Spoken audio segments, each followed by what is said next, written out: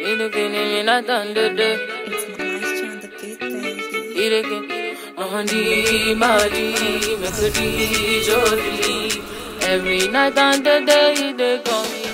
nous verrons comment rechercher une valeur correspondant à un élément.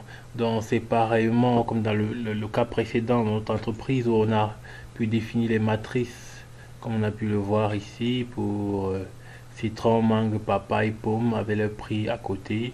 Cette fois-ci, nous sommes dans une grille de tarifaire. Nous avons une grille tarifaire qui nous donne la liste des produits et le prix unitaire. Donc je rappelle que l'ancienne méthode, cette méthode-ci, elle est bonne lorsque le nombre de produits est très réduit, par exemple 1, 2, 3, sinon à partir de 4 déjà, c'est mieux de passer par la fonction recherche en appliquant la grille tarifaire.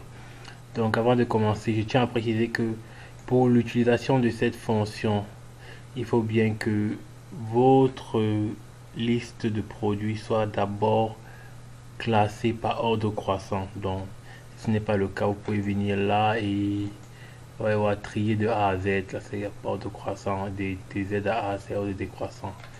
Donc bon, on y va. Donc je vais mettre là égal recherche, toujours la fonction recherche, tabulation, quelle est la valeur cherchée. Là je vais, ça sera dans cette colonne-ci, par exemple là les pommes. Ensuite virgule, le vecteur de recherche, il doit venir chercher pomme dans cette liste-ci, oui. Puis je virgule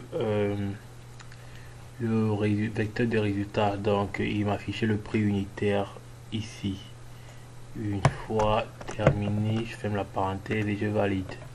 Vous voyez, bon là les pommes coûtent 500 francs, on peut le remarquer.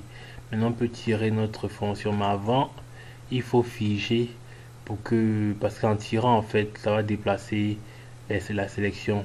Donc il faut figer pour que ce soit toujours ces cellules qui soient sélectionnées à ce niveau-ci. Le seul ce qui doit varier c'est la colonne C qui va à chaque fois aller de C8, C9, C10 jusqu'à C15.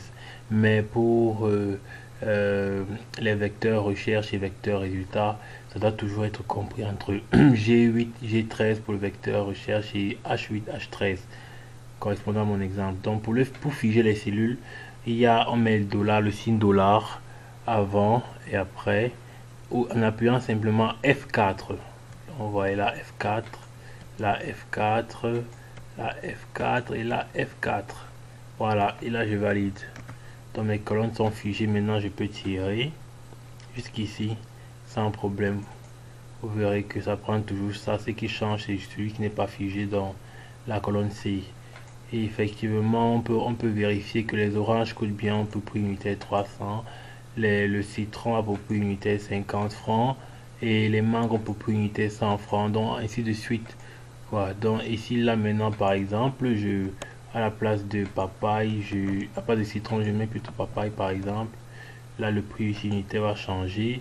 Si à la place de pomme là au départ vous voyez c'est 500, si je mets banane à cette place là ça devient 350 automatiquement. Donc au fur et à mesure que vous allez modifier, votre tableau va prendre le prix correspondant de manière automatique.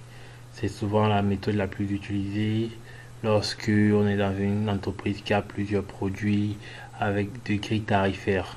Il suffit juste de la classer par ordre alphabétique et tout va jouer.